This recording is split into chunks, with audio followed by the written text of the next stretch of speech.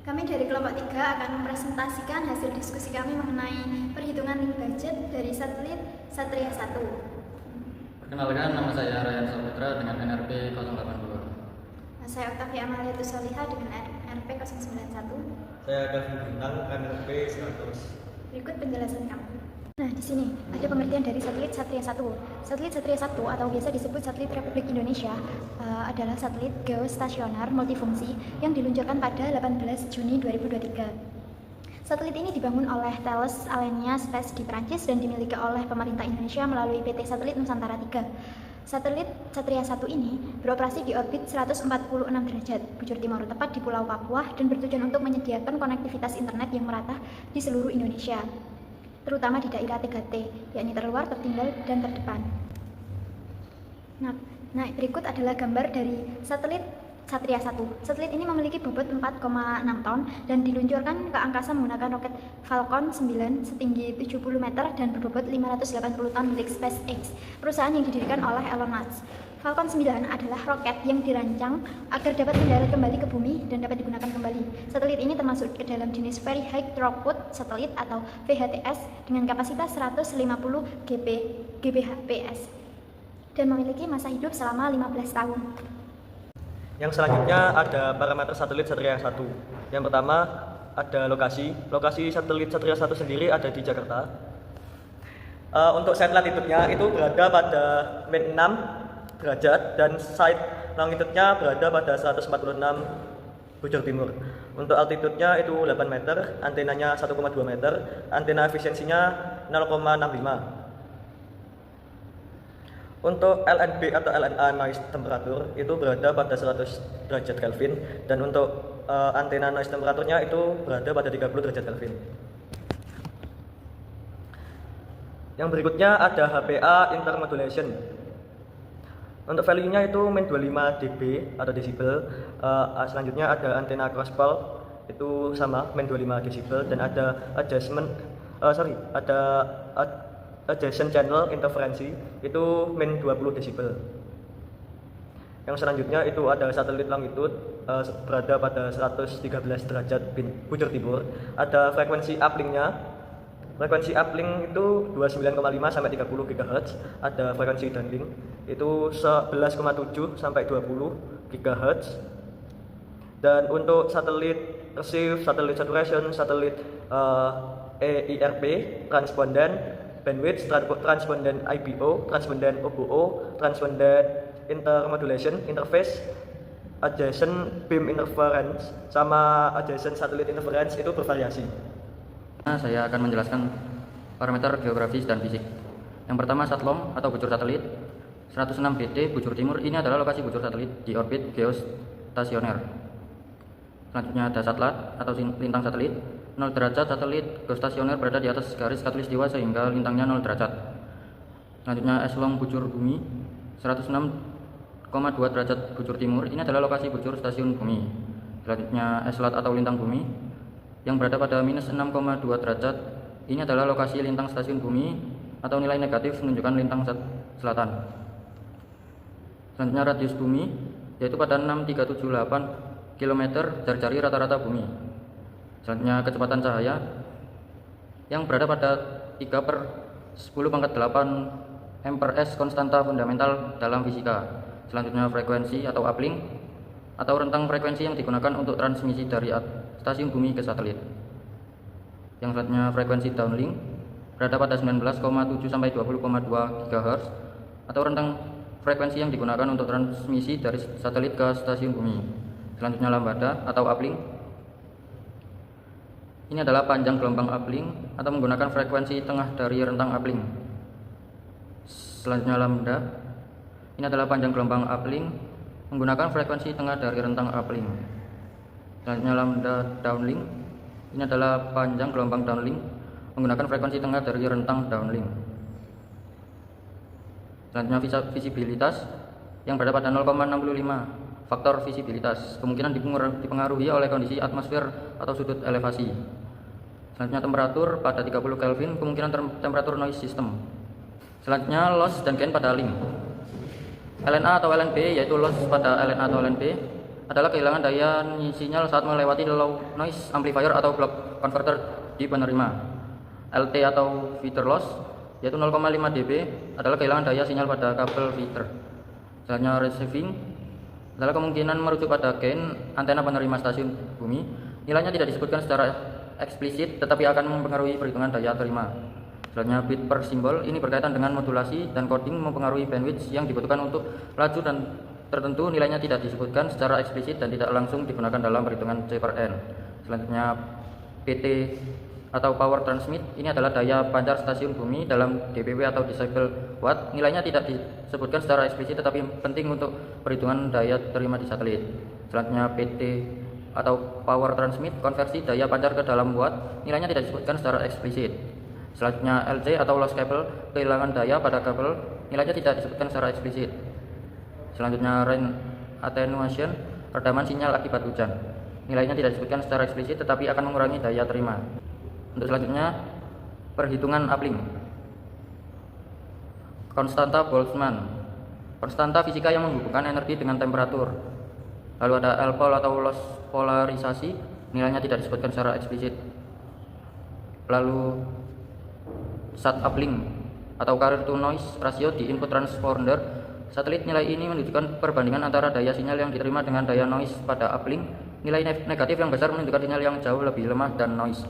Selanjutnya C per I downlink yakni pada minus 25 dB adalah carrier to interference ratio pada downlink, perbandingan antara daya sinyal yang diinginkan dengan daya sinyal interferensi pada downlink. Nilai negatif menunjukkan interferensi yang lebih kuat dari sinyal. Selanjutnya C per IM total, ini kemungkinan merujuk pada total interferensi. Nilainya tidak disebutkan secara eksplisit. Selanjutnya total C per N+1 downlink yakni pada minus 81,63 dB yaitu carrier to noise dan interference rasio pada downlink, menggabungkan efek noise dan interferensi pada kualitas sinyal downlink. Selanjutnya yaitu perhitungan overall system channel. Pertama, overall system channel C per N+1 uplink yakni pada minus 117,48 dB. Ini adalah nilai C per N+1 uplink yang mungkin telah mempertimbangkan faktor-faktor lain dalam sistem secara keseluruhan. Perbedaan kecil dengan nilai C per N+1 uplink sebelum mungkin disebabkan oleh pembuatan atau pertimbangan tambahan dalam perhitungan sistem. Yang kedua, overall system channel C per N+1 downlink yakni pada minus 81,76 dB. Ini adalah nilai C per N+1 downlink yang mungkin telah dipertimbangkan faktor-faktor lain dalam sistem secara keseluruhan. Perbedaan kecil dengan nilai total C per N+1 downlink sebelumnya mungkin disebabkan oleh pembuatan atau pertimbangan tambahan dalam perhitungan sistem. Yang ketiga, C per N+1 total yakni pada minus 82,4 dB. Ini adalah nilai overall current to noise plus interference rasio untuk keseluruhan sistem komunikasi satelit atau uplink dan downlink. Nilai ini menunjukkan kualitas sinyal keseluruhan yang diterima di stasiun bumi setelah melewati uplink dan downlink. Untuk menentukan nilai pada tabel di atas bisa dihitung menggunakan rumus tersebut. Terlihat ada perbedaan yang signifikan dengan nilai minus 82,4 dB pada baris terakhir. Kemungkinan ada faktor lain yang diperhitungkan dengan nilai C per N+1 total akhir, seperti degradasi sistem tambahan atau metode perhitungan yang lebih kompleks yang tidak sepenuhnya tercermin dalam nilai uplink dan downlink yang terpisah. Selanjutnya yakni perhitungan link budget, yakni yang pertama ada uplink gain TX antena. Di sini tercantum 38 dBi gain antena pemancar atau stasiun bumi. Kemudian ada free space loss uplink yakni 213.588.097 dB, rendaman ruang bebas pada frekuensi uplink. Perhitungan ini bergantung pada frekuensi uplink dan jarak antara stasiun bumi dan satelit. Nah, kemudian ada rain attenuation uplink. Di sini 0 dB, rendaman akibat hujan pada jalur uplink. Dalam kasus ini diasumsikan tidak ada. Kemudian ada spreading loss uplink dB yakni 0 dB. Ini diasumsikan 0 karena loss akibat pelebaran berkas sinyal. Kemudian untuk total path loss uplink dB tertera. Total rendaman jalur uplink merupakan penjumlahan dari free space loss dan rain attenuation. Dan gain RX antena tertera yakni 54,67 dBi dan antena penerima di satelit.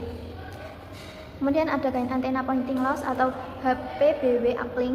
Di sini tercantum 0 dB karena kehilangan gain akibat ketidaksempurnaan arah pointing antena.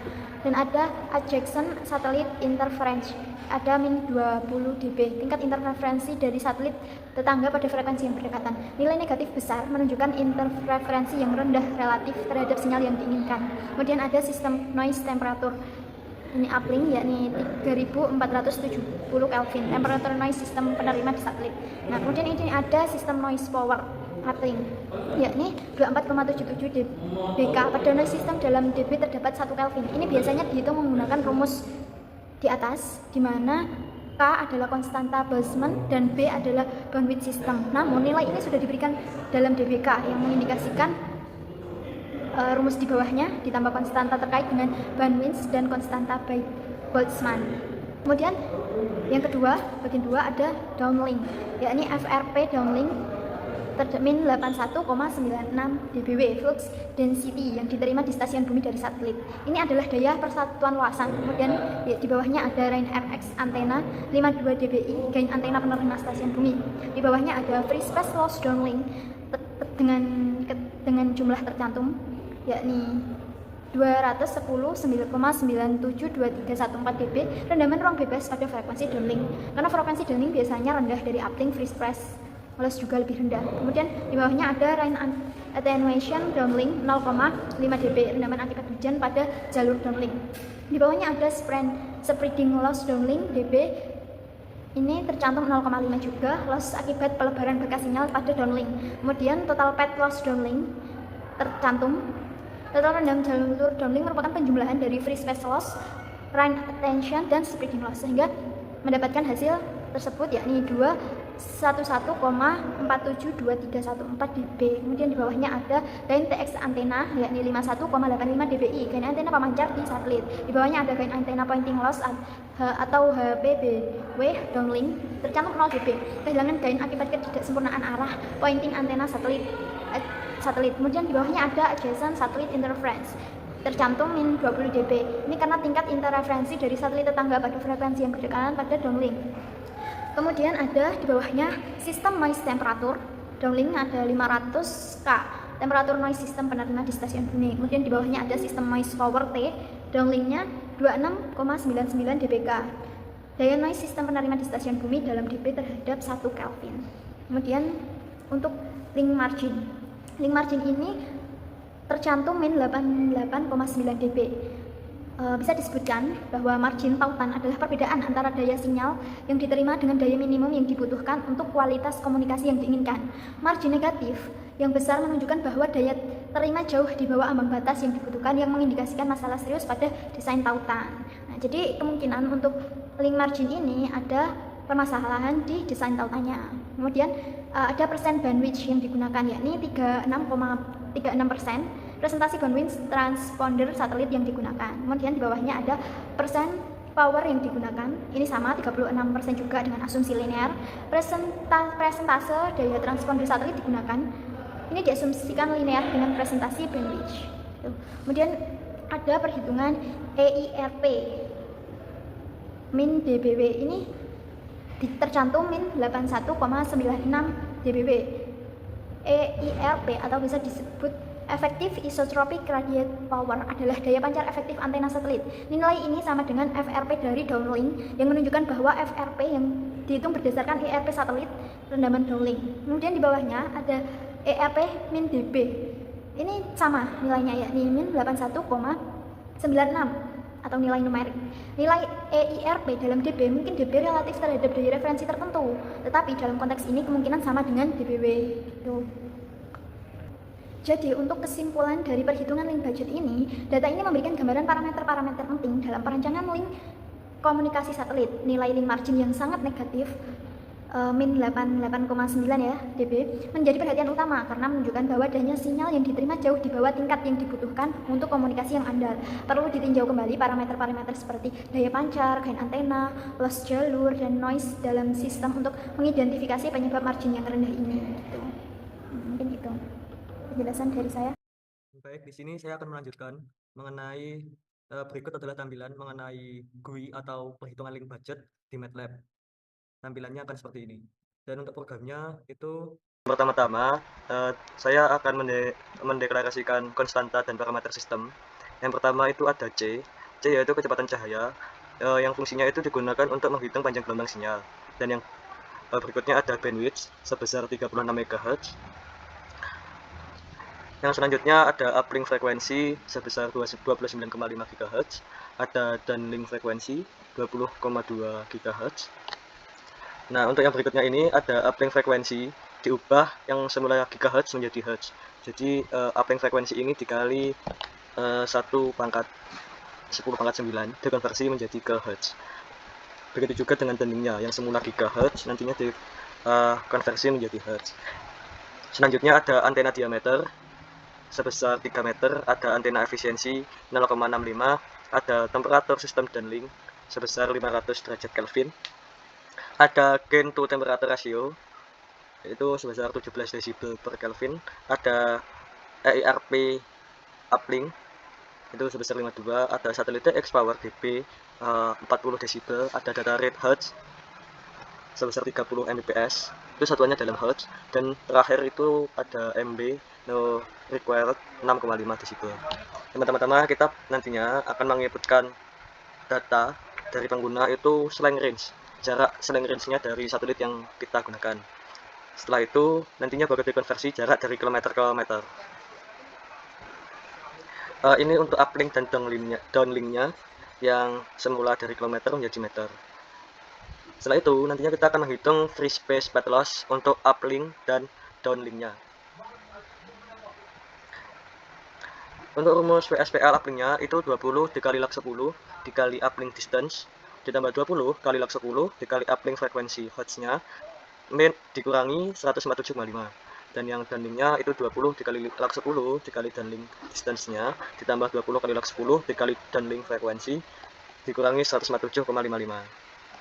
Nantinya hasil perkalian dan penjumlahan untuk VSPL uplink-nya akan disimpan di free space loss uplink dan juga free space loss downlink yang ada di design view yang ini. Yang berikutnya itu ada untuk menghitung gain antena uplink dan downlink-nya. Yang pertama-tama kita harus menentukan atau harus mencari dulu panjang gelombang untuk uplink-nya dengan satuannya meter. Setelah kita mencari wavelength-nya atau panjang gelombangnya, dimasukkan ke dalam rumus gain uplink-nya, yaitu 10 dikali log 10 dikali antena efisiensi dikali pi dikali antena diameter dibagi wavelength-nya, wavelength untuk uplink-nya pangkat 2. Dan juga untuk downlink-nya kita harus mencari dulu panjang gelombang untuk downlink-nya. Nah, setelah itu dimasukkan ke dalam rumus gain downlink-nya seperti ini. Dan untuk hasil gain uplink sama gain downlink-nya nanti bakal disimpan atau ditampilkan di design view-nya ke dalam gain antena uplink sama gain antena downlink seperti itu. Selanjutnya kita mencari menghitung GT untuk ground. Ini untuk downlink. GT ground sama dengan gain downlink dikurangi 10 kali log 10 dikali tesis downlink-nya. Selanjutnya kita mencari carrier to noise ratio untuk uplink-nya. Rumusnya itu EIRP uplink ditambah GT-SAT VSP dikurangi VSPL uplink dikurangi 48,5 ditambah 10 dikali log 10. Untuk downlink-nya itu satelit. Untuk mencari rumus carrier to noise ratio dari downlink itu rumusnya satelit TX power dBW atau desibel ditambah GT ground dikurangi VSPL downlink dikurangi 13,9 ditambah 10 dikali log 10. Nah, dari kedua rumus tadi dimasukkan ke dalam CN uplink sama CN downlink yang ada di design view. Nah, sekarang kita mencari carrier to noise ratio yang totalnya. Pertama kita harus menjumlahkan dari yang CN uplink-nya sama CN downlink-nya. Setelah itu kita masukkan ke dalam rumus CN totalnya, yaitu min 10 dikali log 10 dikali INV totalnya. INV total didapatkan dari CN uplink-nya sama ditambahkan dengan CN downlink-nya. Untuk selanjutnya itu ada energi per bit to noise spectral density ratio. Itu rumusnya CN total dikurangi 10 kali log 10 dikali data rate. Dan yang berikutnya itu kita menghitung link margin. Rumusnya seperti ini. Dan yang terakhir itu ada yang menghitung EIRP uplink menggunakan rumusnya itu ada gain uplink ditambah satelit TX power dB dikurangi VSPL uplink dibagi 1,42. Sekian video penjelasan. Sorry. Setelah kita membuat programnya, maaf ya teman-teman. Jadi setelah kita membuat programnya, kita akan mencoba untuk menjalankan program ini ya. Kita running di sini. Nah, ini untuk tampilan desain view-nya atau UI figurnya dari tampilan app designernya yang telah kita edit. Setelah kita klik tombol run, nanti untuk input data parameter stasiun buminya bakal tertera di sini. Ada lokasinya Jakarta, site latitude, site longitude-nya, dan diameter antenanya juga tertera. Untuk input data parameter transmisinya juga tertera seperti ini. Nah, ini juga ada satelit longitude-nya, uplink frekuensi, dan link frekuensinya juga tertera. Nah, di sini data di sini itu udah sama persis sama yang ada di Excel. Ini misalnya untuk site latitude-nya min 6,2, untuk site longitude-nya itu 146,146. Seperti itu ya teman-teman. Dan ini kita harus memasukkan slang range sama slang range nya yaitu sebesar 38.000. Kita harus masukkan di sini 38.000. Di sini juga 38.000. Setelah kita klik button output, nah nantinya di sini free space plus uplinknya udah sama yang tertera di sini juga. Free space dan linknya juga sama 210 juga seperti itu ya teman-teman. Dan juga CN uplinknya itu juga sama, ini min 117,43. Seperti itu ya teman-teman. Jadi data yang ada di GUI perhitungan di MATLAB itu sudah sama seperti dengan perhitungan kita yang ada di Excel. Sekian video dari kelompok 3 mengenai satelit Satria 1. Terima kasih.